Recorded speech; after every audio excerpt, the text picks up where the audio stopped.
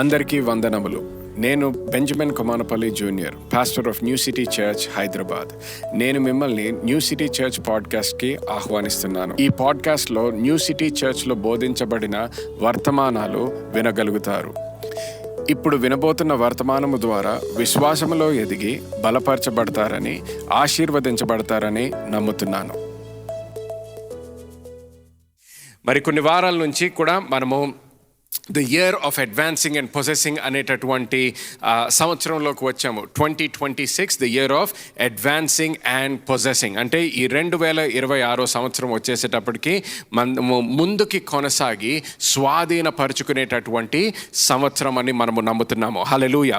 So ఈ సంవత్సరంలో మనము నేర్చుకోవాల్సిన విషయాలు సరిగ్గా నేర్చుకొని దేవుని యొక్క వాక్యానుసారంగా మనము నడవాలని కోరుకుంటున్నాను. ఈరోజు అనేక మంది ఇక్కడ వచ్చారు, అనేక మంది ఉన్న వాళ్ళలో కూడా మనము క్రైస్తవులుగా మన జీవితం ఒకసారి గమనించినట్లయితే అనేక సార్లు క్రైస్తవులకి ఇన్ఫర్మేషన్ లేదు అనేది ఎక్కువ కాదు. ఇప్పుడు ముందర కన్నా ఎక్కువ యూట్యూబ్ ఛానల్స్ ఎన్నో ఉన్నాయి, క్రైస్తవ సంఘాలు ఎన్నో నాటబడ్డాయి. అంత మాత్రమే కాదు, ముందర కన్నా ఇంకా ఎక్కువ పుస్తకాలు రాయబడి ఉన్నాయి, ముందర కన్నా ఎక్కువ బైబిల్ కాలేజెస్ ఉన్నాయి, కాన్ఫరెన్సెస్, క్రూసైడ్స్ ఇవన్నీ కూడా జరుగుతున్నాయి. కానీ దేవుని వాక్యంలో మనం ఒకటి తెలుసుకోవాల్సింది ఏంటంటే, దేవుడు మనతో మాట్లాడినప్పుడు, లేకపోతే దేవుని యొక్క నడిపింపు ప్రకారం మనం జీవించాలంటే, ముందుకి కొనసాగి స్వాధీనపరుచుకునేటటువంటి జీవితము మనము జీవించాలంటే, మన జీవితంలో కావలసింది కేవలం ఇన్ఫర్మేషన్ కాదు, కానీ మన జీవితంలో కావలసినది రెవల్యూషన్. సమాచారము మాత్రమే కాదు, వేరే వాళ్ళు చెప్పిన సమాచారము మాత్రమే కాదు, కానీ ప్రత్యక్ష జ్ఞానము మనకి చాలా ముఖ్యం అన్నమాట. ప్రత్యక్ష జ్ఞానము చాలా అవసరము అనేది కూడా తెలుసుకోవాలి. మరి బైబిల్లో ఉంటుంది, you shall know the truth and the truth shall set you free. మీరు సత్యమును ఎరగవలను, అప్పుడు ఆ సత్యము మిమ్మల్ని స్వతంత్రులుగా చేయును. ఆ సత్యముని మీరు ఎరుగుదురు అని ఉంది. ఓకే, ఇంగ్లీష్లో you shall know the truth. సత్యముని ఎరుగుదరు అంటే కేవలము ఒకసారి వినడము ద్వారా వచ్చే విషయం మనం మాట్లాడట్లేదు. ఇక్కడ సత్యం యూ షల్ నో అన్నప్పుడు ఇంగ్లీష్లో నువ్వు దాన్ని ప్రత్యేకముగా, ఇంటిమేట్గా, నువ్వు పర్సనల్గా తెలుసుకోవాలన్నమాట.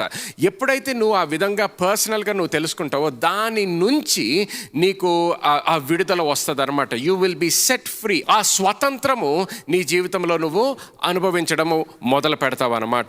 సో ఎప్పుడైతే ఇది మనం అర్థం చేసుకోగలుగుతామో, ఇది రాసుకోండి, మీరు నోట్స్ తీసుకుంటున్న వాళ్ళు, truth must be revealed, it is not just something that is learned. సత్యం అనేది కేవలము ఒకటి నేర్చుకునేది కాదు, కానీ అది ప్రత్యక్షపరచబడాలి. ఈ రోజు కూడా మీరు వాక్యం వింటున్నంత మాత్రాన మీరు దానితో సరిపెట్టుకొని వెళ్ళిపోవడం కాదు, ఆ వాక్యము నుంచి రావాల్సిన ప్రత్యక్షత మీరు పొందుకోవాలని కోరుకుంటున్నాను అన్నమాట.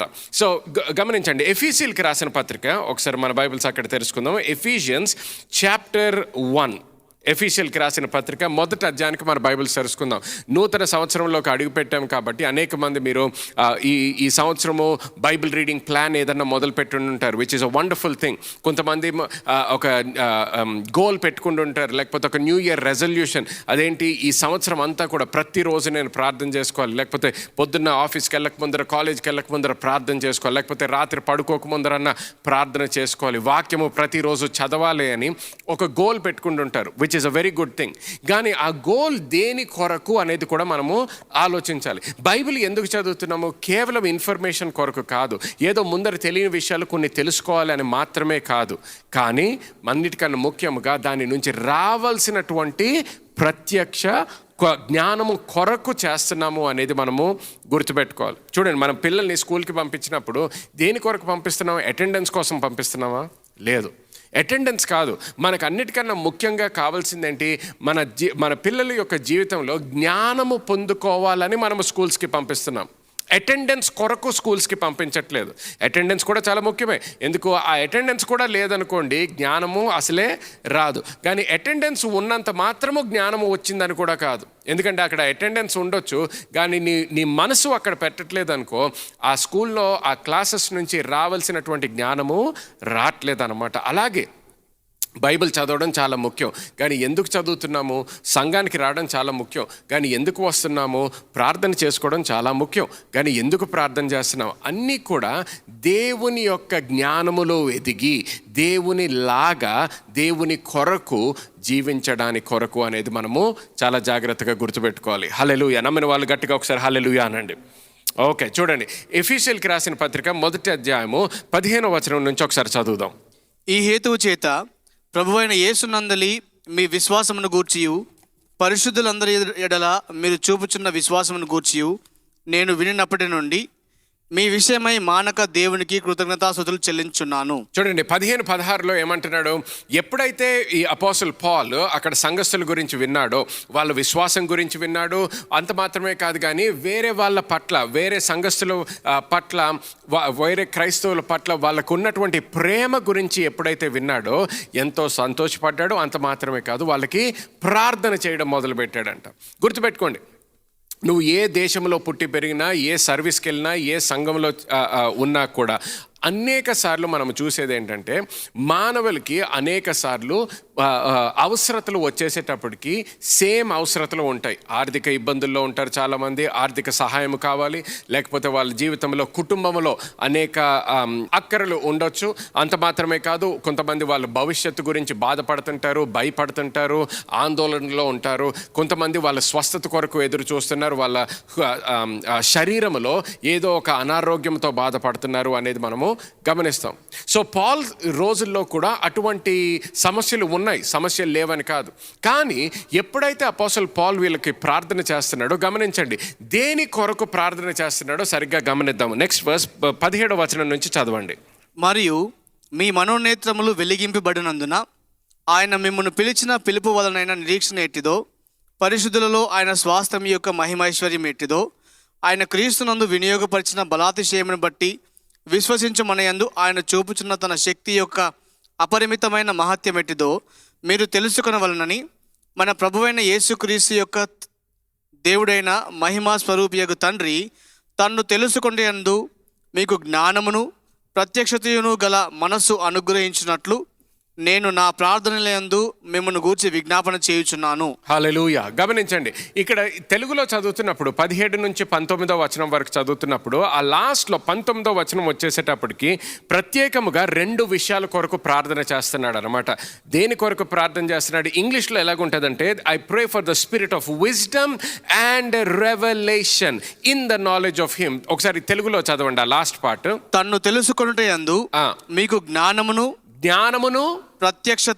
ప్రత్యక్షతను గల మనస్సు అనుగ్రహించినట్లు. హల్లెలూయా. చూడండి, ఎటువంటి మనసు కొరకు ప్రార్థన చేస్తున్నాడు? ఇంగ్లీష్లో ఆత్మ అని ఉంటుంది, the spirit of wisdom, the spirit of revolution.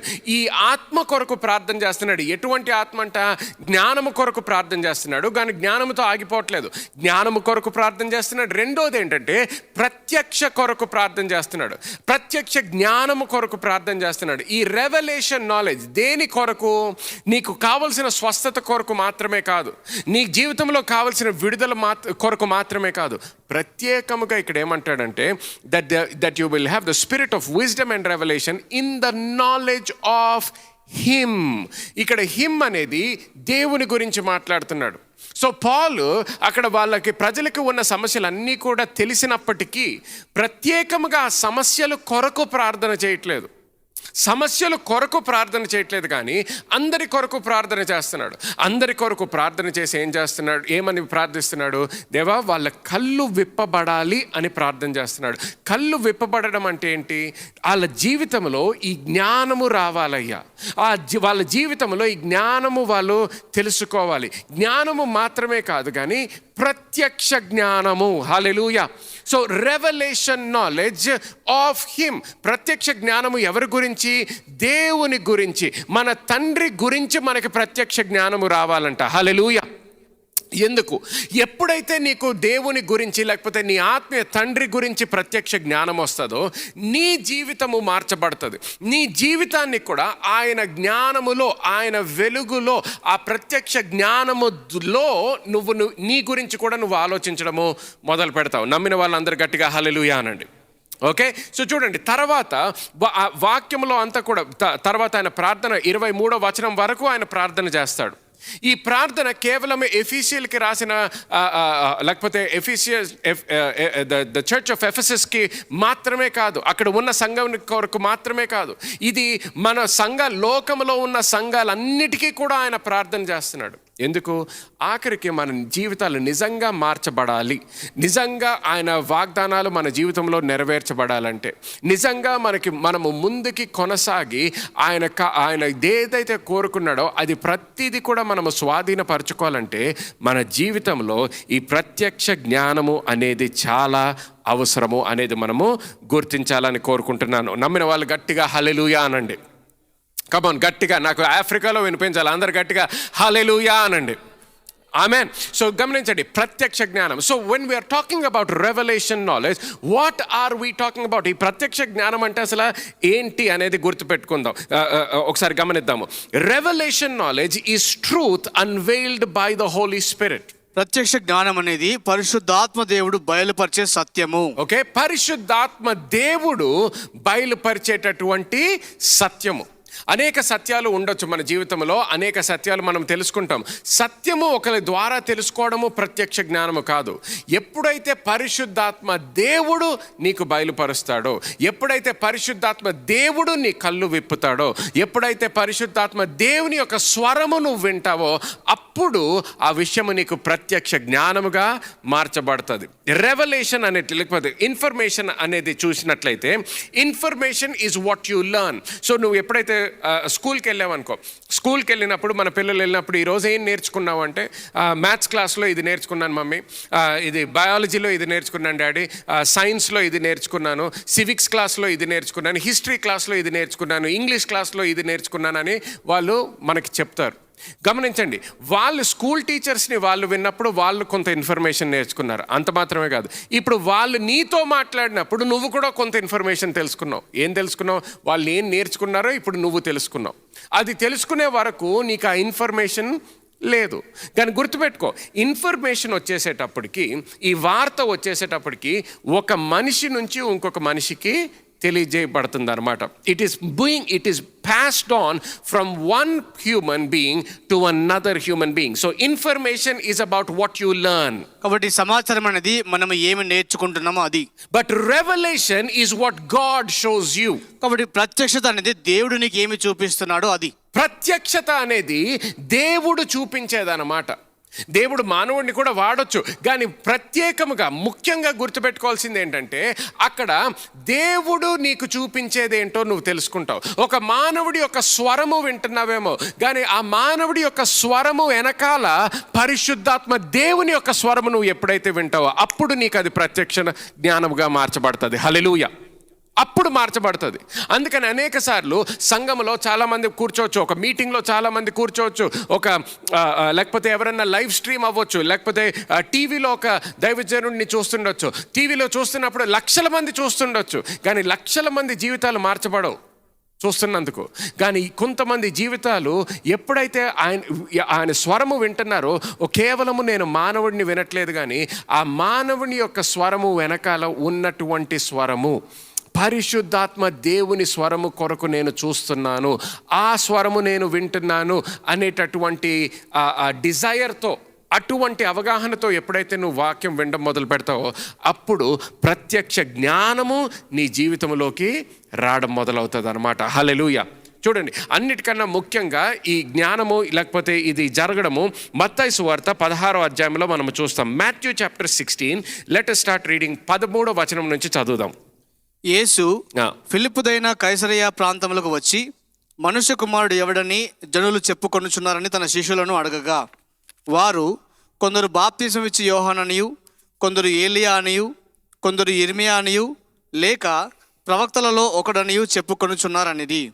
అందుకు ఆయన, మీరైతే నేను ఎవడనని చెప్పుకొనుచున్నారని వారిని అడిగాను. గమనించండి, ఇక్కడ సో యేసుక్రీస్తు శిష్యుల్ని అడుగుతున్నాడు అనమాట. శిష్యుల్ని ఏమని అడుగుతున్నాడు? ప్రజలు నా గురించి ఏమంటున్నారు? Who do men say that I the son of man yam? నా గురించి ఏమంటున్నారు? నా గుర్తింపు గురించి ఏమంటున్నారంటే, ఇప్పుడు పేతురు అక్కడ ఉన్న శిష్యులు వాళ్ళు మాట్లాడేమంటారు, some say you are John the Baptist, some say Elijah, other say Jeremiah or one of the prophets. So ఏమంటున్నారు, అనేక ప్రవక్తల గురించి చెప్పి ఆ ప్రవక్తల్లో ఎవరన్నా ఒకరు అంటున్నారు. అంటే ఏంటి ఇక్కడ గమనించండి, ఇది ఇన్ఫర్మేషన్. మళ్ళీ ఒకసారి, ఒక మానవుడు చెప్పిన మాటలు శిష్యులు విన్నారు. ఇప్పుడు ఆ శిష్యులు కూడా ఏదైతే విన్నారో దాని ప్రకారము యేసుక్రీస్తుకి జవాబిస్తున్నారు అన్నమాట. ఈ మానవులు చెప్పేదంతా కూడా ప్రత్యక్ష జ్ఞానము బట్టి చెప్పట్లేదు, వాళ్ళ ఆలోచనలు బట్టి, ఇంకా వాళ్ళ అభిప్రాయాలు చెప్తున్నారు అన్నమాట. చూడండి, చాలామంది క్రైస్తవ జీవితాలు కూడా అలా జీవిస్తుంటాము. మనము దేవుని యొక్క స్వరము వినట్లేదు, దేవునితో మనము సహవాసము చేయట్లేదు, ఆయన సన్నిధిలో మనము సమయము గడపకుండా, ఆయన వాక్యములో మనము సమయము గడపకుండా, వాక్యము మనము బైబిల్స్ తీసి చదవడము ఆపేసి, లేకపోతే ఆయన సన్నిధిలో మనము ప్రార్థన చేయడం ఆపేసి, వేరే వాళ్ళు మన కొరకు బైబిల్ చదివి బోధిస్తే సరిపోతుంది, వేరే వాళ్ళ దగ్గరికి వెళ్ళి మనము ప్రార్థన చేయించుకుంటే సరిపోతుంది అనేటటువంటి ఆలోచనతో అనేక మంది జీవిస్తుంటారు.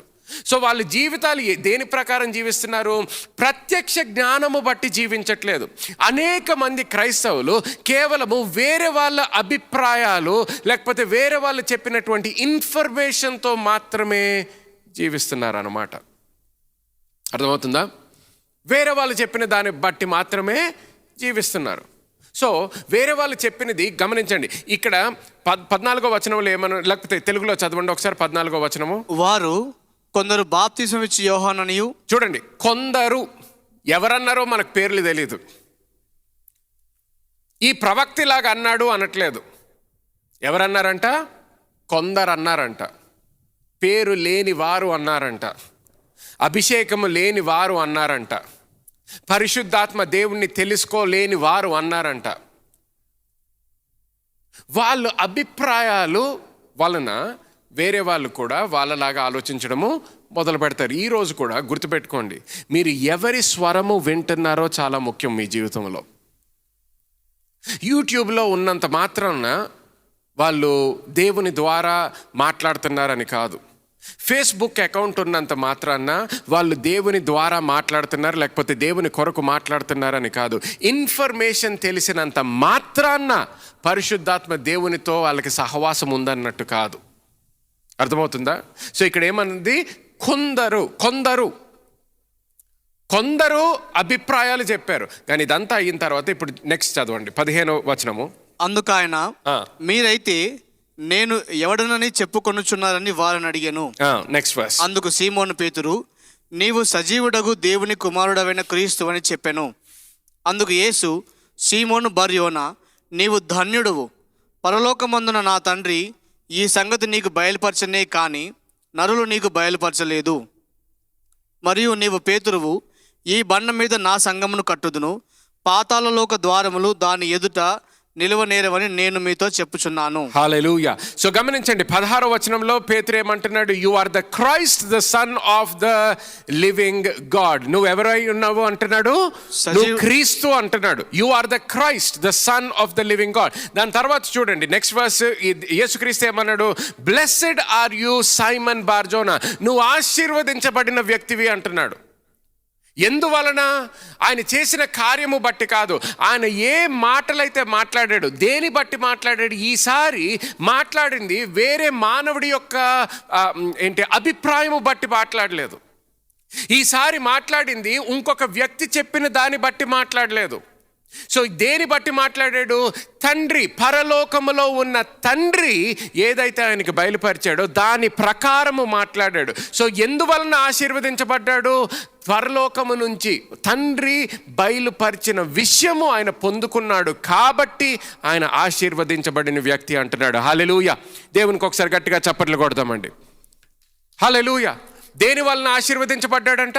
పరలోకములో ఉన్న తండ్రి ద్వారా వచ్చినటువంటి ప్రత్యక్ష జ్ఞానాన్ని ఆయన పొందుకున్నాడు కాబట్టి ఆశీర్వదించబడిన వ్యక్తివి అంటున్నాడు. దాని తర్వాత చూడండి ఏమన్నాడు? For flesh and blood has not revealed. తెలుగులో చదవండి 17వ వచనం. అందుకు యేసు, సీమోను బర్యోనా, నీవు ధన్యుడవు, పరలోకమందున నా తండ్రి ఈ సంగతి బయలుపరచనే కానీ నరులు నీకు బయలుపరచలేదు. ఎవరు బయలుపరచలేదు?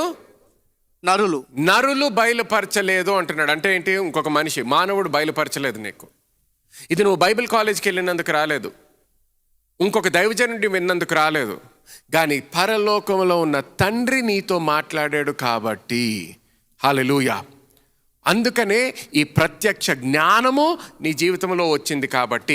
మానవుడి నుంచి రాలేదు, కానీ పరలోకంలో ఉన్న నా తండ్రి నుంచి నీకు వచ్చింది కాబట్టి. నెంబర్ 1, నువ్వు ఆశీర్వదించబడ్డావు. యు ఆర్ బ్లెస్డ్ అంటున్నాడు. చూడండి, గుర్తుపెట్టుకోండి, మీ జీవితంలో ఆశీర్వాదము పొందుకోవడము అంటే కేవలం ఒక స్థలానికి వెళ్ళినందుకు కాదు, ఒకళ్ళు చేసి లేచి ప్రార్థన చేసినందుకు మాత్రమే కాదు. అవన్నీ కూడా మంచి ఆశీర్వాదాలే, కానీ గుర్తుపెట్టుకోండి, అన్నిటికన్నా ముఖ్యంగా నువ్వు ఆశీర్వాదము ఎప్పుడు పొందుకుంటావు, ఆశీర్వాదంలో ఎప్పుడు జీవిస్తావు, ఎప్పుడైతే నీ జీవితంలోకి ఆ ప్రత్యక్ష జ్ఞానము విడుదలవుతుందో, ఎప్పుడైతే ఆ ప్రత్యక్ష జ్ఞానాన్ని నువ్వు స్వీకరిస్తావో, అప్పుడు నువ్వు ఆశీర్వాదంలో నువ్వు జీవించడము మొదలు పెడతావు. సో ఏమంటున్నాడు? ఇది నా తండ్రి నుంచి వచ్చింది, ఒక మానవుడి నుంచి వచ్చినది కాదు అంటున్నాడు. దాని తర్వాత 18వ వచనం చదవండి. మరియు నీవు పేతురువు, ఈ బండ మీద నా సంఘమును కట్టుదును. గమనించండి, ఈ బండ మీద అంటే పేతురు మీద కాదు, ఈ బండ మీద అంటే ఈ ప్రత్యక్ష జ్ఞానము మీద, యేసు క్రీస్తు ఎవరో తెలుసుకునేటటువంటి ప్రత్యక్ష జ్ఞానము మీద. గుర్తుపెట్టుకోండి, ఎఫీసీయులకు రాసిన పత్రిక 1వ అధ్యాయంలో పాల్ ఏమని ప్రార్థన చేశాడు? వాళ్ళ కళ్ళు విప్పబడాలి, ప్రత్యక్ష జ్ఞానము పొందుకోవాలి. దేనిలో? దేవుని గురించి ప్రత్యక్ష జ్ఞానము పొందుకోవాలి అంటున్నాడు. ఇక్కడ ప్రత్యక్ష జ్ఞానము ఎవరి గురించి పొందుకున్నాడు? దేవుని గురించి. యేసుక్రీస్తు దేవుడై ఉన్నాడు. సో యేసుక్రీస్తు గురించి ప్రత్యక్ష జ్ఞానము పొందుకున్నాడు ఆ రోజు. సో ఏమంటున్నాడు యేసుక్రీస్తు? ఈ ప్రత్యక్ష జ్ఞానము మీద నేను సంఘాన్ని కడతాను అంటున్నాడు. హల్లెలూయా. సంఘాన్ని కట్టినప్పుడు ఏం జరుగుతుందంట? కంటిన్యూ. పాతాళలోక ద్వారములు దాని ఎదుట నిలువ నేరవని నేను నీతో చెప్పుచున్నాను. దాని ఎదుట అంటే సంఘము ఎదుట పాతాళలోక ద్వారములు నిలువ నేరవు అన్నాడు. హల్లెలూయా. అంటే నీ ముందర కూడా నిలువ నేరవు. నువ్వు సంఘములో ఉన్నావు, కానీ గుర్తుపెట్టుకో, నువ్వు సంఘములో ఉన్నా కూడా ఎప్పుడు నిలువ నేరవు?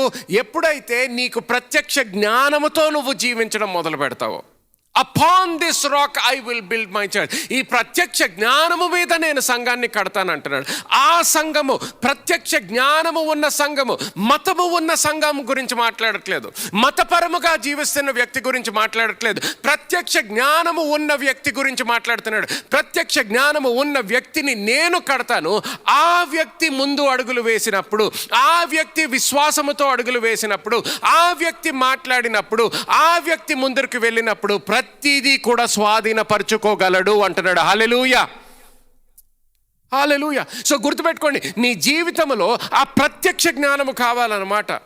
నీకు కావాల్సింది మతము కాదు, నీకు కావాల్సింది ఆచారము కాదు, నీకు కావలసినది ప్రత్యక్ష జ్ఞానము. హల్లెలూయా.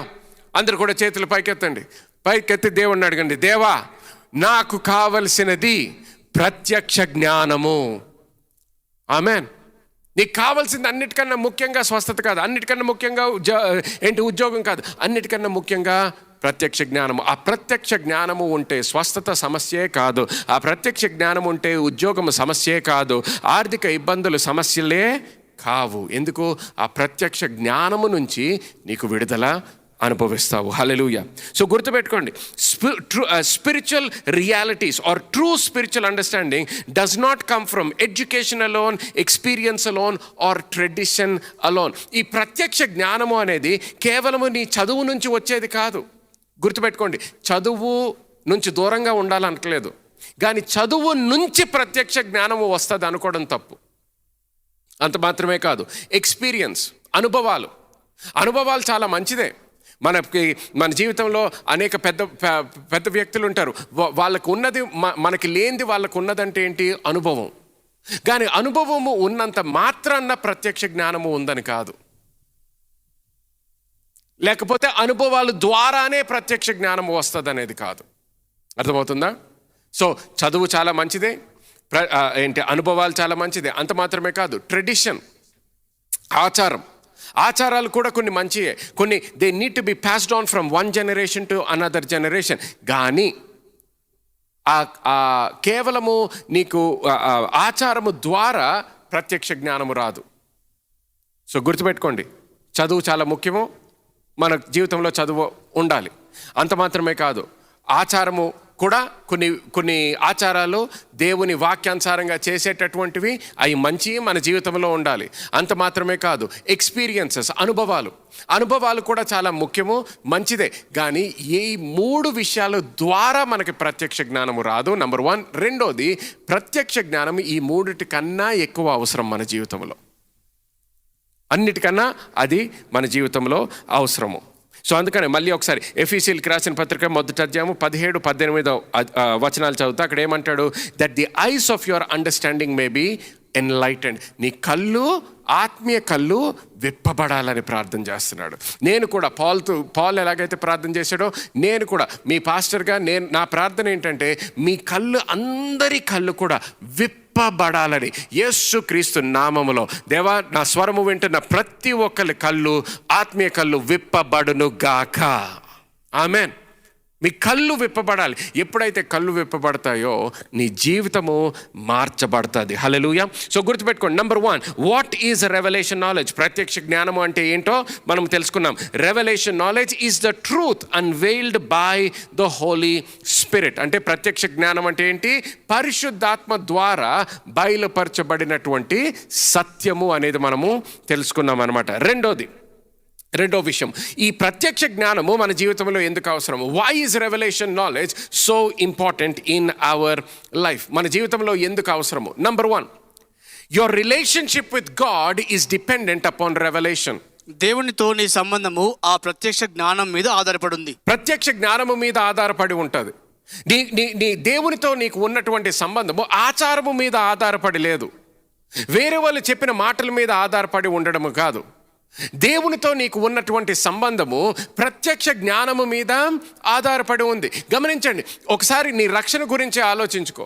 యేసుక్రీస్తు గురించి లోకంలో చాలామందికి తెలియదని కాదు, యేసుక్రీస్తు గురించి విన్నారు. మొన్న ఒక నెల క్రితమే మనము క్రిస్మస్ సెలబ్రేట్ చేసుకున్నాం. క్రిస్మస్ సెలబ్రేట్ చేసుకున్నప్పుడు మనం రోడ్స్ మీద, మాల్స్ మీద, ఆ రోడ్డు దగ్గర ఎవరు లేకపోయినా, మాల్లో ఎవరు లేకపోయినా, ఆన్లైన్ చూస్తున్నా, ఏదో వీడియో ఎక్కడో ఒక దగ్గర యేసుక్రీస్తు గురించి మాత్రం వాళ్ళు విన్నారు.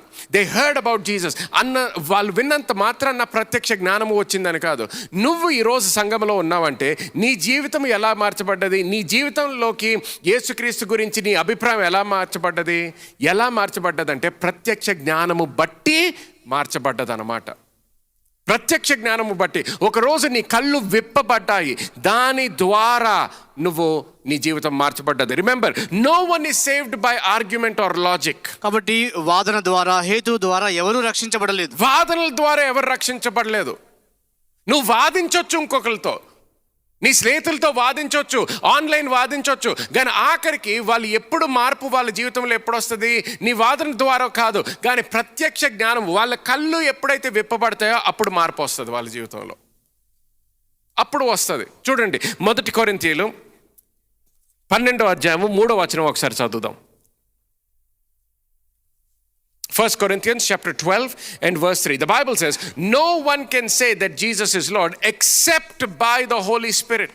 కాబట్టి పరిశుద్ధాత్మ దేవుని ద్వారా తప్ప యేసు ప్రభువు అని ఎవరు చెప్పలేరు. పరిశుద్ధాత్మ దేవుని తప్ప, unless it is by the Holy Spirit. ఆ వర్స్ అంతా చదవండి ఒకసారి. ఇందుచేత దేవుని ఆత్మ వలన మాటలాడు వాడెవడును యేసు శాపగ్రస్తుడని చెప్పడనియు, పరిశుద్ధాత్మ వలన తప్ప ఎవడును యేసు ప్రభువని చెప్పలేడనియు నేను మీకు తెలియజేయుచున్నాను. హల్లెలూయా. సో గమనించండి, ఎప్పుడైతే పరిశుద్ధాత్మ దేవుని యొక్క సహాయం ఉంటుందో నువ్వు ఏది చెప్పాలో అదే చెప్తావు, ఏది చెప్పకూడదో అది చెప్పవు. ఆమేన్. ఎందుకు? నీ కళ్ళు విప్పబడ్డాయి కాబట్టి. ఎందుకు? సత్యము నువ్వు తెలుసుకున్నావు కాబట్టి. అనేక మందికి యేసుక్రీస్తు గురించి ఫ్యాక్ట్స్ తెలుసు, ఇన్ఫర్మేషన్ తెలీదు, కానీ ఇంకా యేసుక్రీస్తు ఎవరో తెలియదు, ఆయన గురించి మాత్రమే తెలుసు. సో ఎలాగైతే ఆ శిష్యులు చెప్పారో యేసుక్రీస్తుకి, అనేక మంది ఇలాగంటున్నారు, అలాగంటున్నారు, కానీ ఎవరు నిజంగా తెలుసుకున్నారు యేసుక్రీస్తు గురించి? పేతురు. ఎప్పుడు తెలుసుకున్నాడు? ఎప్పుడైతే పరలోకములో ఉన్న తండ్రి ఏ సత్యమైతే బయలుపరిచాడో అది స్వీకరించినప్పుడు యేసుక్రీస్తుని ఆయన తెలుసుకున్నాడు అన్నమాట. హల్లెలూయా. సో చూడండి, revolution is what turns knowledge into conviction. కాబట్టి ఆ జ్ఞానాన్ని ఒప్పింపుగా మార్చేది ప్రత్యక్షత. జ్ఞానాన్ని ఒప్పింపుగా, మన జీవితంలో మనము అనేక విషయాల గురించి జ్ఞానం ఉండొచ్చు, కానీ అది ఒప్పింపుగా ఎప్పుడు మార్చబడుతుంది? ప్రత్యక్ష జ్ఞానం వచ్చినప్పుడు, పరిశుద్ధాత్మ దేవుని యొక్క శక్తి ద్వారా. చూడండి, ఇప్పుడు న్యూ ఇయర్స్ రెజల్యూషన్స్ అప్పుడు కొంతమంది అనుకుంటారు, నేను ఇప్పుడు నుంచి జిమ్కి వెళ్తాను, నేను ఇప్పుడు నుంచి సరి అయిన హెల్తీ ఫుడ్ తింటాను, లేకపోతే కొంతమంది ఇప్పుడు నుంచి నేను సరిగ్గా తిని కొద్దిగా నా జీవితంలో నా శరీరంలో వెయిట్ లాస్, అంటే కొంతమంది వెయిట్ లాస్ అవ్వాలని కోరుకుంటారు. వాళ్ళకి చాలా మందికి బేసిక్ జనరల్ నాలెడ్జ్ అయితే చాలా మందికి ఉంటుంది, ఏం తినొచ్చు, ఏం తినాలి, ఏం తినకూడదు అనే విషయాలు వాళ్ళకి తెలుసు. అంత మాత్రమే కాదు, జిమ్కి మొదలుపెట్టిన తర్వాత బేసిక్ ఎక్సర్సైజెస్, కొద్దిగా వాకింగ్ చేయాలి, లేకపోతే జాగింగ్ చేయాలి, కొద్దిగా వెయిట్స్ తీసుకోవాలి, ఇటువంటి ఏదో ఒక క్లాస్ అన్న అటెండ్ అవ్వి మొదలు పెట్టాలి, ఫిజికల్ యాక్టివిటీ అనేది చాలామందికి తెలుసు.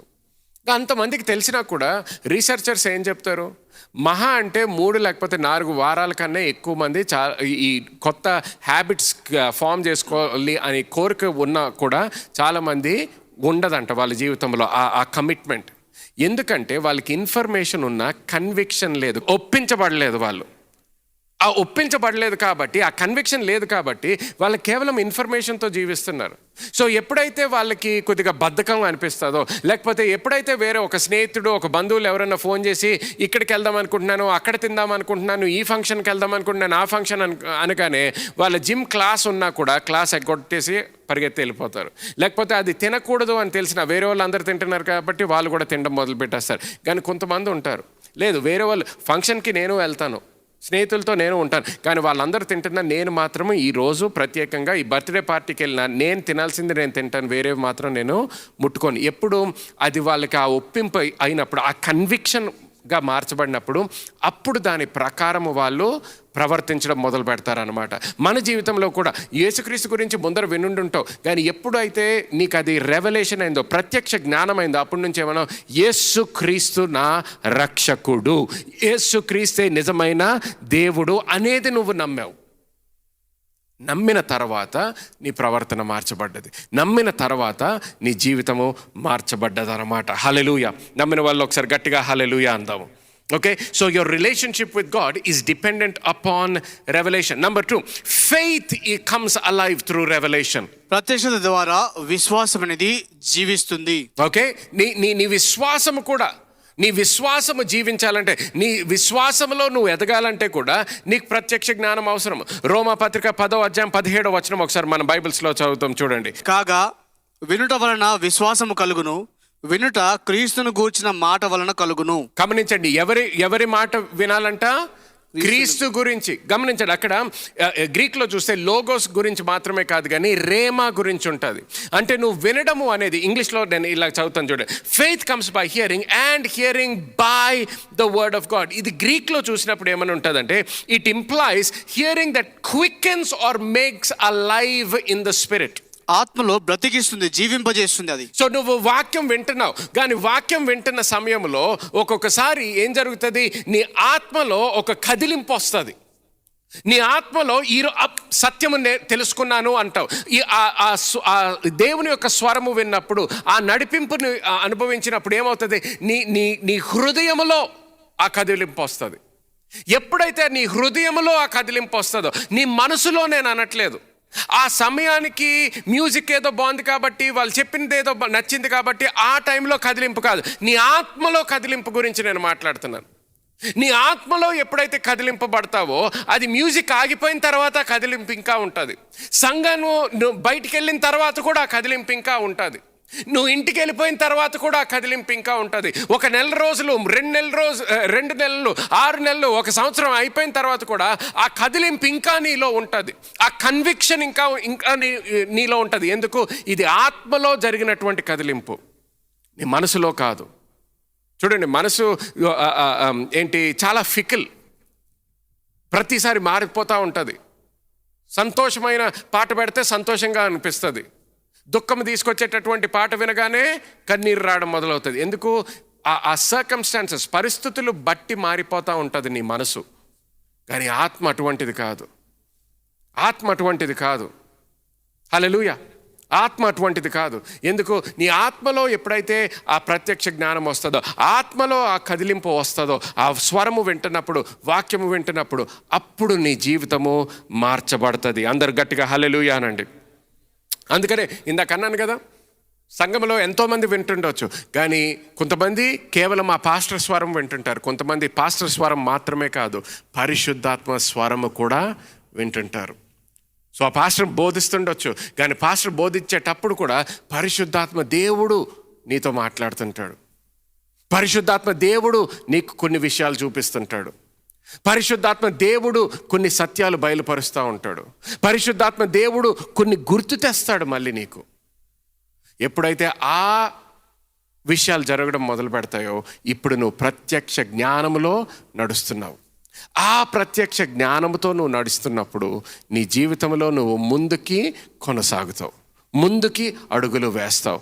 అంత మాత్రమే కాదు, స్వాధీనపరచుకోవాల్సిన ప్రతిదీ కూడా నువ్వు స్వాధీనపరచుకుంటావు. హల్లెలూయా, హల్లెలూయా. ఒకసారి దేవునికి గట్టిగా చప్పట్లు కొడదామండి. హల్లెలూయా. మూడో విషయం గుర్తుపెట్టుకోండి, ప్రత్యక్ష జ్ఞానము మన జీవితంలో ఎందుకు అవసరం? Number 1, your relationship with God is dependent on revolution.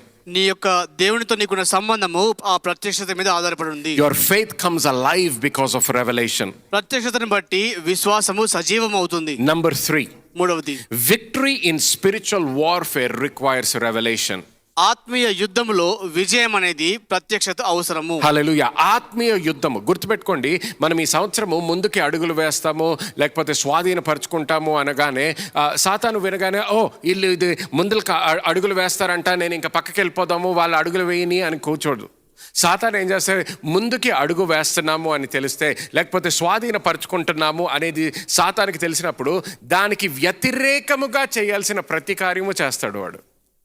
So అటువంటి సమయంలో when we are in spiritual warfare, ఆత్మీయ యుద్ధంలో మనం ఉన్నప్పుడు, ఆత్మీయ యుద్ధంలో ఉన్నప్పుడు నీ మనోనేత్రాలు తెరవబడకపోతే, ఆత్మలో నువ్వు సిద్ధముగా లేకపోతే, ఆత్మలో నువ్వు ప్రత్యక్ష జ్ఞానము నువ్వు పొందుకోకపోతే నువ్వు ఓడిపోతావు, నువ్వు గెలవు.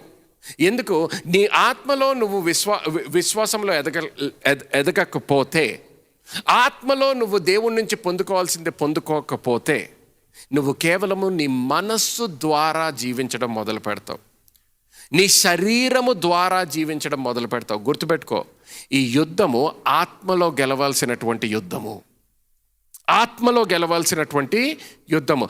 ఆత్మలో నువ్వు గెలవకపోతే శరీరములో కూడా నువ్వు ఓడిపోతావు, నీ జీవితంలో కూడా నువ్వు ఓడిపోతావు. క్రైస్తవుడు అంటే క్రైస్తవుడివే, కానీ నువ్వు దేవుడి నుంచి పొందుకోవాల్సిన విషయాలు పొందుకోకపోతే జీవితంలో నువ్వు ఓడిపోతావు అన్నమాట. గుర్తుపెట్టుకో, Satan is not afraid of what you simply know, Satan is afraid of what you know by revelation. కాబట్టి నీకు తెలిసిన దాని విషయంలో సైతానుడు భయపడుడు కానీ ప్రత్యక్ష జ్ఞానము ఏదైతే పొందుకున్నావో దాన్ని చూసి వాడు భయపడతాడు. చూడండి, యాక్ట్స్ చాప్టర్ 19 verse 13 to 16 చదివినట్లయితే ఒకసారి చదవండి, లేకపోతే తెలుగులో. అపోస్తుల కార్యములు 19వ అధ్యాయం 13 నుంచి 16 వచనాలు. 13 నుంచి 16. ఎస్. అప్పుడు దేశ సంచారులను మాంత్రికులైన కొందరు యూదులు పౌలు ప్రకటించు యేసు తోడు మిమ్మల్ని ఉచ్చాటన చేయుచున్నానను మాట చెప్పి దయ్యములు పెట్టిన వారి మీద ప్రభువైన యేసు నామమును ఉచ్చరించుటకు పూనుకొనిరి. యూదులైన స్కేవయను ఒక ప్రధాన యాజకుని కుమారులు 7 అలాగు చేయుచుండిరి. అందుకు ఆ దయ్యము, నేను యేసును గుర్తెరుగుదును, పౌలును కూడా గుర్తెరుగుదును గాని మీరెవరని అడగగా, ఆ దయ్యము పెట్టిన వాడు ఎగిరి వారి మీద పడి వారిలో 2 లొంగదీసి గెలిచెను. అందుచేత వారు దిగంబరులై గాయము తగిలి ఆ ఇంట నుండి పారిపోయిరి. చూడండి, అక్కడ ఏమైంది? వాళ్ళకి ఇన్ఫర్మేషన్ లేదని కాదు, వాళ్ళకి ఇన్ఫర్మేషన్ ఉండింది. జ్ఞానం అసలు ఎటువంటి జ్ఞానము లేదని కాదు, లోక జ్ఞానము ఉండింది. అంటే ఒక మనిషి ద్వారా ఆ ఇన్ఫర్మేషన్ వచ్చింది, సో వాళ్ళు కూడా జ్ఞానం పొందుకున్నారు. కానీ ఎవరి నుంచి జ్ఞానము లేదు వాళ్ళకి? దేవుడి నుంచి లేదు జ్ఞానం, ప్రత్యక్ష జ్ఞానము లేదు. ప్రత్యక్ష జ్ఞానము లేదు కాబట్టి వాళ్ళు ప్రత్యక్ష జ్ఞానము ఉన్న వాళ్ళలాగా ప్రవర్తించడానికి ప్రయత్నించారు, కానీ జ్ఞానము లేకుండా, ప్రత్యక్ష జ్ఞానము లేకుండా ప్రవర్తించారు కాబట్టి వాళ్ళ జీవితంలో వాళ్ళకు వచ్చిన రిజల్ట్ కంప్లీట్లీ డిఫరెంట్ అనమాట. కంప్లీట్గా మారిపోయింది వాళ్ళ జీవితం. వేరే వాళ్ళేమో సాక్ష్యంతో వచ్చారు, వీళ్ళేమో సిగ్గుతో జీవించారు. అర్థమవుతుందా అందరికీ? సో చూడండి, మన జీవితంలో ఈ ప్రత్యక్ష జ్ఞానము ఎందుకు ఇంత ముఖ్యం? కానీ పాల్ యొక్క జీవితంలో గమనించారనుకోండి, Paul operated in revelation and walked in authority. పౌలు ప్రత్యక్ష జ్ఞానంలో నడుస్తూ అధికారంతో పనిచేస్తూ వచ్చాడు, అధికారంతో జీవించాడు. ఆయన కూడా అనేక విషయాల్లో శోధింపబడ్డాడు, కానీ ప్రతిసారి కూడా ప్రత్యక్ష జ్ఞానముతో అధికారముతో జీవించాడు.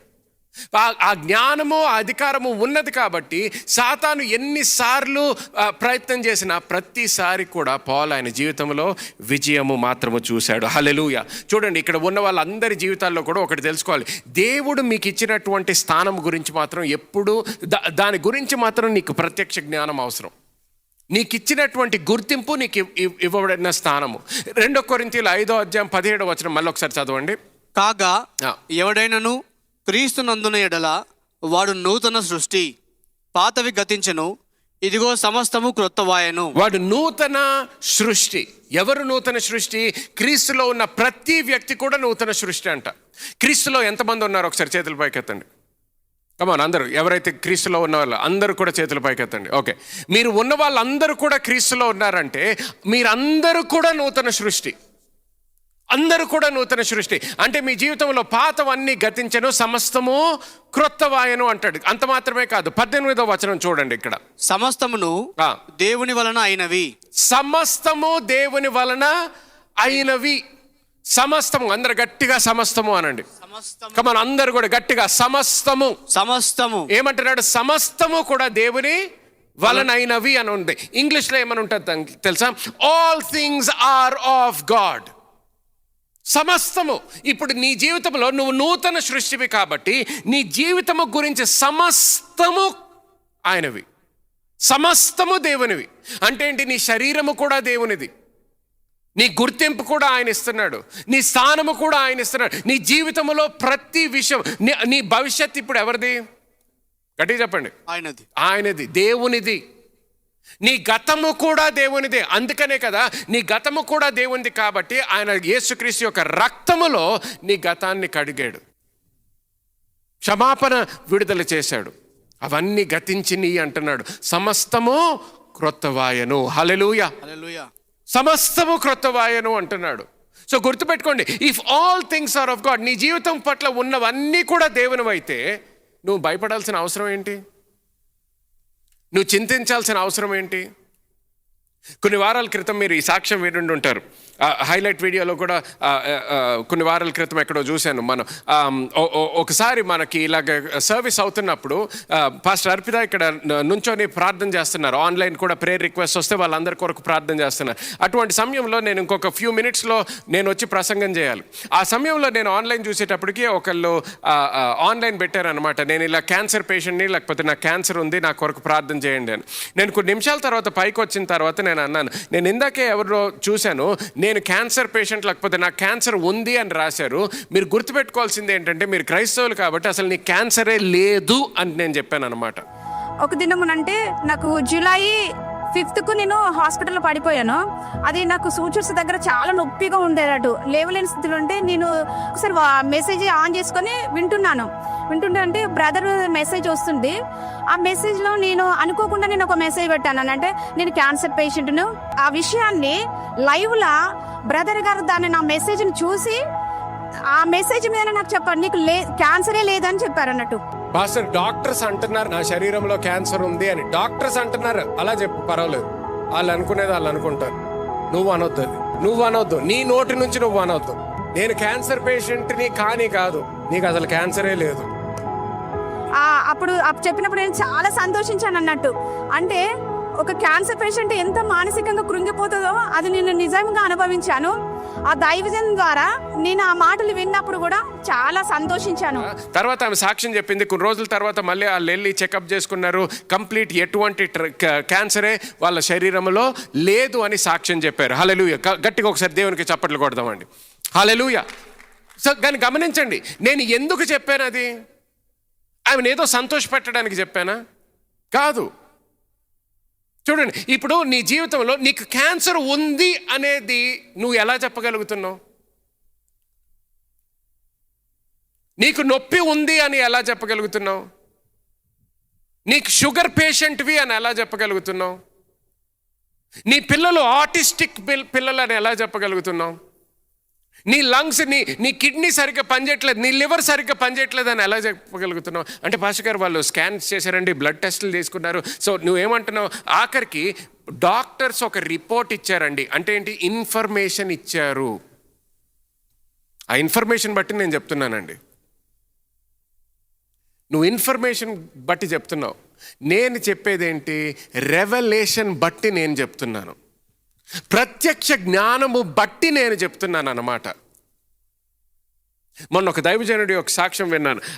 ఆ దైవజనుడు ఉన్న ప్రాంతంలో అంట ఎవరు కూడా పరిచర్యలోకి వచ్చిన కొన్ని సంవత్సరాల తర్వాత, అంటే మొదలుపెట్టినప్పుడు ఎంత గట్టిగా మొదలుపెట్టినా, శక్తివంతమైనటువంటి పరిచర్య మొదలుపెట్టినా వాళ్ళు ఎవరు కూడా సరి అయిన విధానంలో వాళ్ళ పరిచర్యలు ముగింపుకి వచ్చేది కాదంటే. They would not finish properly in their life. So చాలామంది, అనేక మంది వాళ్ళు 50-60 టచ్ అవ్వకముందరే అనేక మంది చనిపోతూ ఉండేవారంట ఆ ప్రాంతంలో.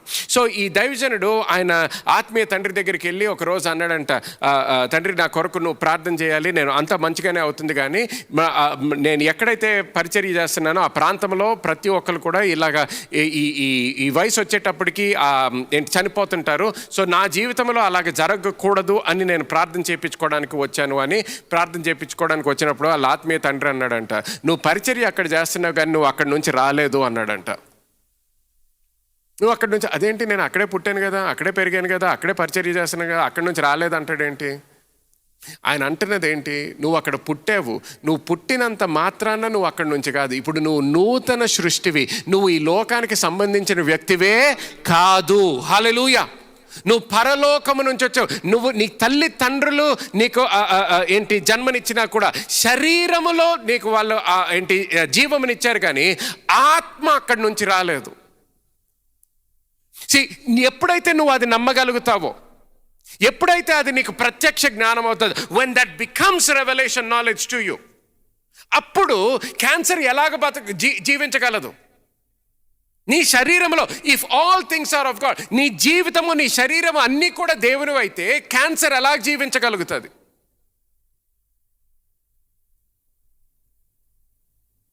షుగర్ ప్రాబ్లం ఎలాగ ఉండగలుగుతుంది? కానీ ఎప్పుడు నమ్మాలి, ఎప్పుడు అటువంటి పరిస్థితికి వస్తావు? ఎప్పుడైతే ఈ వాక్యము కేవలం ఇన్ఫర్మేషన్ కాదు, ప్రత్యక్ష జ్ఞానముగా ఎప్పుడైతే మార్చబడుతుందో. హల్లెలూయా. ప్రత్యక్ష జ్ఞానముగా ఎప్పుడైతే మార్చబడుతుందో అప్పుడు దాని నుంచి రావాల్సిన వెలుగులో నువ్వు జీవించడము మొదలు పెడతావు అనమాట. చూడండి, go to 1 John chapter 4 and verse 4. తెలుగులో చదువుదాం. ఇక్కడ 1 యోహాను 4:4 చిన్నపిల్లలారా, మీరు దేవుని సంబంధులు, మీలో ఉన్నవాడు లోకంలో ఉన్న వాని కంటే గొప్పవాడు గనుక మీరు వారిని జయించి ఉన్నారు. హల్లెలూయా. మళ్ళీ ఒక్కసారి చదువుదాం. చూడండి, చిన్నపిల్లలారా మీరు దేవుని సంబంధులు. మీరు దేవుని సంబంధులు. ఎవరి గురించి మాట్లాడుతున్నాడు? ప్రతి క్రైస్తవుడి గురించి మాట్లాడుతున్నాడు. మీరు దేవుని సంబంధులు అంటున్నాడు. పక్కన ఉన్న వాళ్ళతో అనండి, మీరు దేవుని సంబంధులు. పక్కన ఉన్న వేరే వాళ్ళతో కూడా అనండి, మీరు దేవుని సంబంధులు. So you are of God. దేవుని సంబంధులు. కంటిన్యూ. మీలో ఉన్నవాడు లోకంలో ఉన్న వాని కంటే గొప్పవాడు కనుక మీరు వారిని జయించి ఉన్నారు. కనుక జయిస్తారు అనట్లేదు, మీరు జయించి ఉన్నారు. నాకు ఇప్పుడు చెప్పండి, మీరు జయించి ఉన్నారు. ఎప్పుడు జయించారు?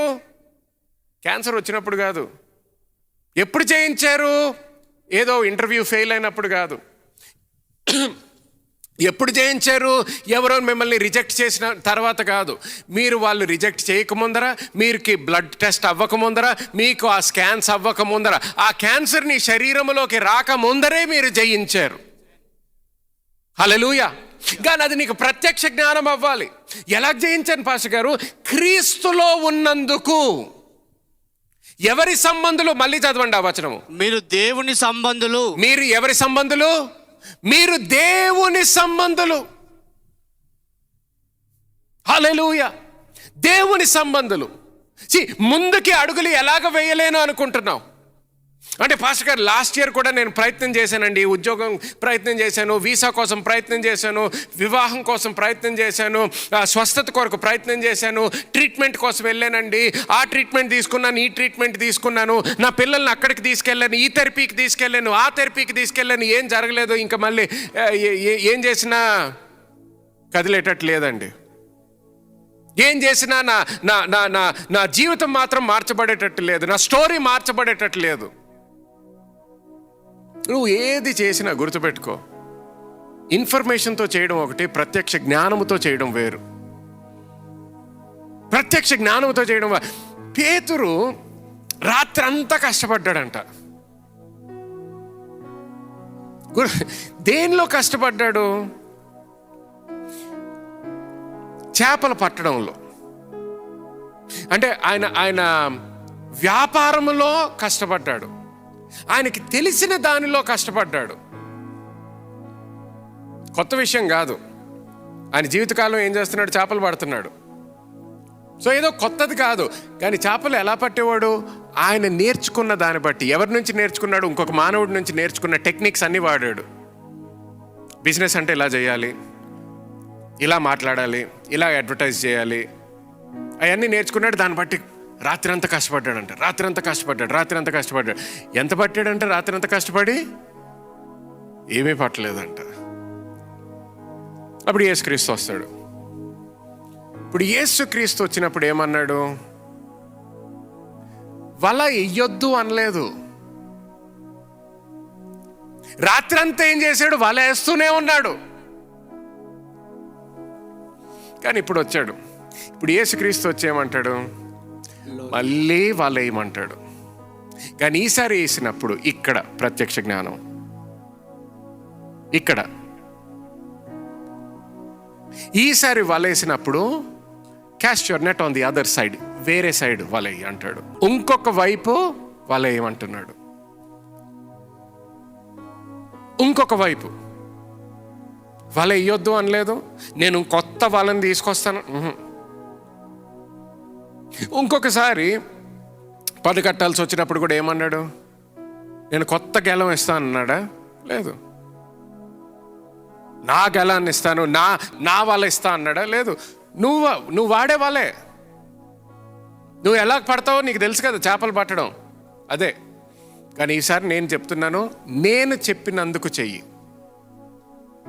నేను చెప్పినందుకు చెయ్యి. యేసుక్రీస్తు తల్లి ఏమన్నది? What ever he tells you to do. అక్కడ ద్రాక్ష రసం అయిపోయినప్పుడు ఏమన్నది? ఆయన ఏది చెప్తే అది చెయ్యి. ఎందుకు? ప్రత్యక్ష జ్ఞానము. ప్రత్యక్ష జ్ఞానము. ప్రత్యక్ష జ్ఞానము. వెళ్ళమన్నప్పుడు వెళ్ళు, కూర్చోమన్నప్పుడు కూర్చో, నుంచోమన్నప్పుడు నుంచో. ప్రత్యక్ష జ్ఞానము. ఒబీడియన్స్, విధేయత చూపించు. విధేయత చూపించు. సో ఆ రోజు ఏమంటాడు పేతురుతో? Cast your net on the other side. వాళ్ళయ్యి కానీ అవతలయ్యి. ఈసారి ఏం జరిగింది పేతురు జీవితంలో? రాత్రి అంతా కష్టపడినప్పుడు ఏదైతే పొందుకోలేకపోయాడో ఆ క్షణము, ఒక్క క్షణంలో ఎన్ని చేపలు వచ్చినాయి అంటే ఆయన పడవే మునిగిపోవడం మొదలైందంట. బరువు తట్టుకోలేకపోయింది. స్నేహితులందరినీ కూడా పిలవాల్సి వచ్చింది. గుర్తుపెట్టుకో, నీ జీవితం ముందు అడుగులు వేయడం అంటే ఈ 2026 సంవత్సరంలో అటువంటి అడుగుల గురించి నేను మాట్లాడుతున్నాను. హల్లెలూయా. అటువంటి అడుగుల గురించి నేను మాట్లాడుతున్నాను.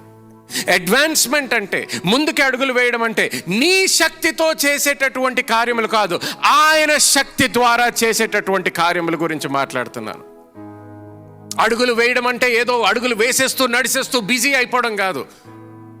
ఆయన సన్నిధిలో ఆయన స్వరము విను, ఆయన నడిపింపు కొరకు ఎదురు చూడు, ఆ ప్రత్యక్ష జ్ఞానము కొరకు అడుగు, కళ్ళు విప్పబడాలని ప్రార్థన చేసుకో. మతపరముగా కాదు. సంఘానికి వచ్చేసాను, అటెండెన్స్ అయిపోయి, అటెండెన్స్ కొరకు రావట్లేదు మనం సంఘానికి. ప్రత్యక్ష జ్ఞానము కొరకు ఆయన నుంచి పొందుకోవాల్సింది పొందుకో. ఈరోజు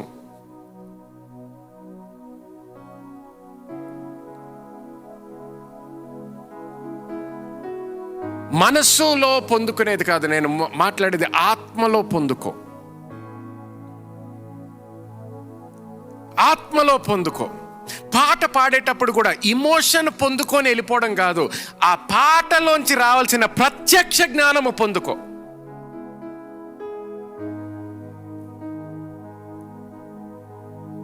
కొంతమంది పాటలు పాడతారు. ఎందుకు కొన్ని నాకు చాలా ఇష్టం పాస్టర్ ఆ పాట. ఎందుకు? ఇమోషన్ కొరకు. ఇమోషన్ నుంచి నీ జీవితం మార్చబడదు. పాటలోంచి రావాల్సిన ప్రత్యక్ష జ్ఞానము.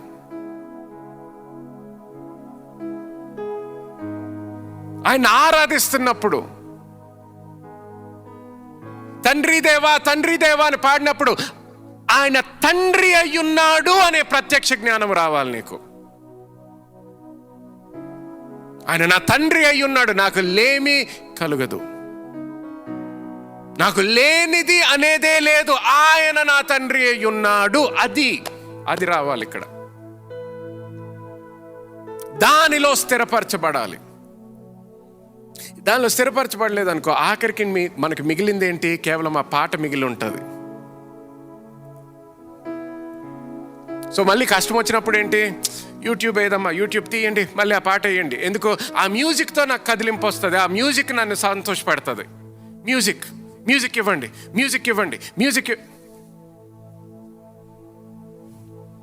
మ్యూజిక్లో చాలా శక్తి ఉంది, గుర్తుపెట్టుకోండి. నేను తక్కువ చేయట్లేదు. దేవుణ్ణి ఆరాధించడానికి పాత నిబంధనలో చూస్తాము, కొత్త నిబంధనలో చూస్తాము. ఆయన సన్నిధి అనుభవించడానికి దేవుడిచ్చిన బహుమానం మ్యూజిక్.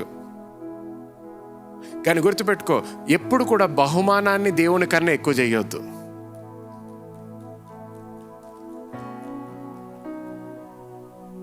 బహుమానాన్ని దేవుని కన్నా ఎక్కువ చేయొద్దు.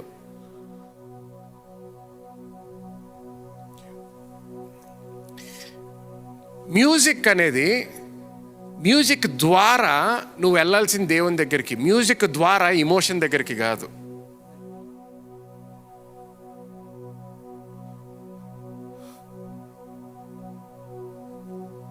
నేను ఇందాక అన్నాను కదా, స్కూల్కి వెళ్ళి స్కూల్ ద్వారా, క్లాసెస్ ద్వారా జ్ఞానము పొందుకోవాలి. అలాగే మ్యూజిక్ వాడుతున్నాం అంటే మ్యూజిక్ ద్వారా దేవుని దగ్గరికి వెళ్ళాలి, ఆయన స్వరం వినాలి. ఆ పాట ద్వారా సన్నిధిలో విను ఆయన మాట. ఆ మాటలో నీకు విడుదల, ఆ మాటలో శక్తి, ఆ మాటలో నీకు కావలసినటువంటి అభిషేకము.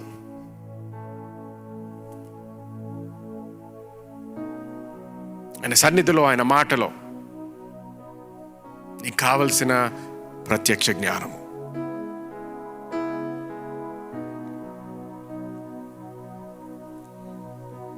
ఇమోషన్స్తో ఆగిపోవద్దు, సత్యం వరకెళ్ళు. ఇమోషన్ టచింగ్, హార్ట్ టచింగ్ అని ఆగిపోవద్దు. హార్ట్ టచింగ్ సినిమా పాటల ద్వారా కూడా హార్ట్ టచ్ అవుతుంది చాలా మందికి. లోకంలో ఉన్న పాటల ద్వారా, లోకంలో ఉన్న డాన్సింగ్ ద్వారా, లోకంలో ఉన్న ఇవన్నీ కూడా అవుతాయి. గమనించండి, గుర్తుపెట్టుకో, డాన్స్ అవ్వు, కన్నీరు అవ్వు, ఇవన్నీ కూడా దేవుని కొరకు వాడవచ్చు. ఇవన్నీ దేవుని నుంచే వచ్చినాయి. కానీ లోకము దాన్ని దొంగిలించడానికి ప్రయత్నం చేసింది. కానీ ఇప్పుడు మనం మళ్ళీ ఆత్మలోకి తిరిగి రావాలంటే అక్కడితో ఆగిపోకూడదు. దాని ద్వారా ఇంకా దేవుని దగ్గరికి వెళ్ళాలి, ఆయన వెలుగు చూడాలి, ఆయన సన్నిధి పొందుకోవాలి, ఆయన సన్నిధిలో జీవించాలి, సత్యములో నాటబడాలి, ప్రత్యక్ష జ్ఞానములో జీవించాలి. కానీ ఆ జ్ఞానం లేదనుకోండి, ప్రత్యక్ష జ్ఞానం, కొంతమంది ఎలాగ అనుకుంటారంటే, నేను పాటలు పాడినంతసేపు, లేకపోతే సంఘంలో ఉన్నంతసేపు దేవుని సన్నిధిలో ఉన్నాను, సంతోషం, సమాధానం. ఇప్పుడు బయటికి వెళ్ళిపోయానంటే ఇంకా దేవుని సన్నిధి అక్కడ వదిలిపెట్టేసి వెళ్ళిపోతున్నాను. వదిలిపెట్టడం కాదు, నువ్వు ఎక్కడికి వెళ్ళినా, ఆఫీస్కి వెళ్ళినా, రైల్వే స్టేషన్కి వెళ్ళినా, బస్ స్టాండ్కి వెళ్ళినా, ఎయిర్పోర్ట్కి వెళ్ళినా, అమెరికాకి వెళ్ళినా, ఆఫ్రికాకి వెళ్ళినా, పల్లెటూరుకి వెళ్ళినా, దుబాయ్కి వెళ్ళినా, ఎక్కడికి వెళ్ళినా కూడా ఆయన సన్నిధి నీ చుట్టూ ఉందనేది గుర్తుపెట్టుకోవాలి. ఆయన నిన్ను విడువడు, ఎడబాయడు.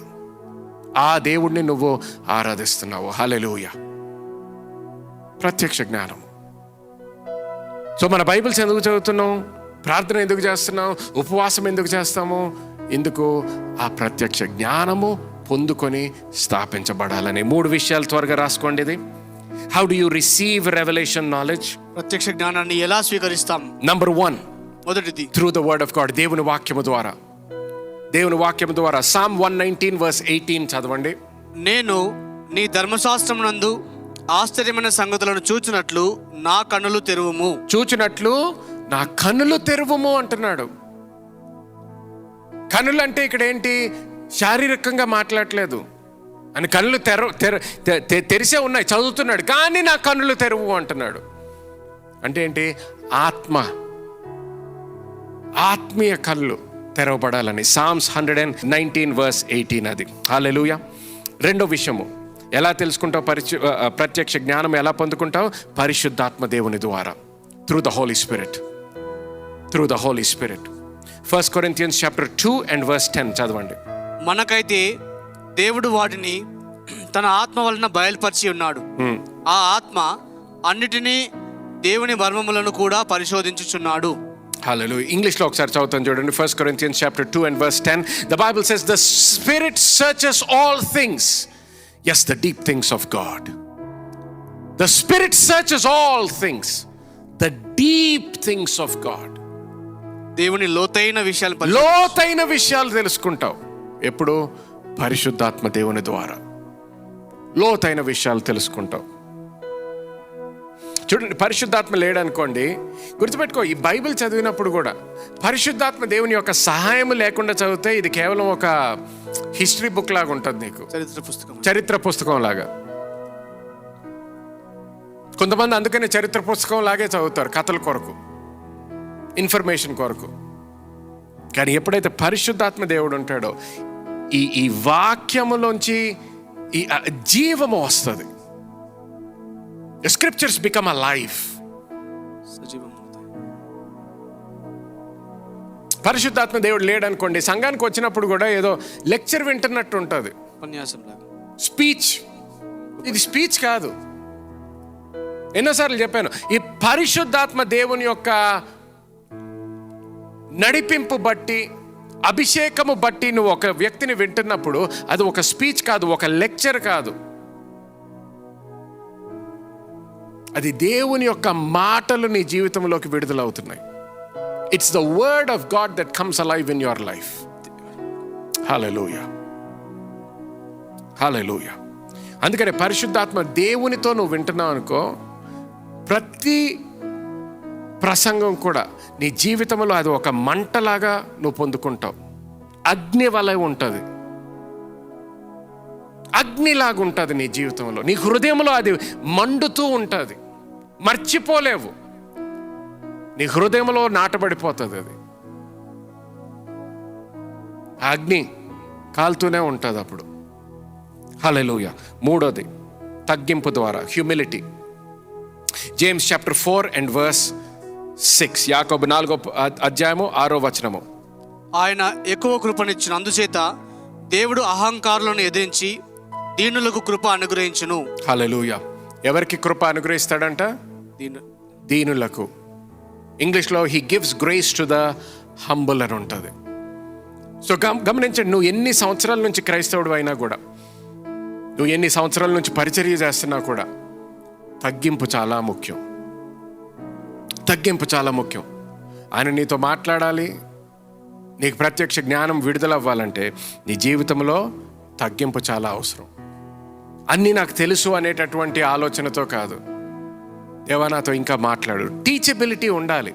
దేవా నాకు నేర్పించయ్యా, ఇంకా ఎన్నో విషయాలు నేర్చుకోవాలి, నేర్పించు అనే స్వభావం ఉండాలి, నేర్చుకునేటటువంటి స్వభావం ఉండాలి. రెండోది, డిజైర్, ఆ ఆకలి కూడా ఉండాలి. ఆత్మీయ ఆకలి, ఆశ ఉండాలి నీ జీవితంలో.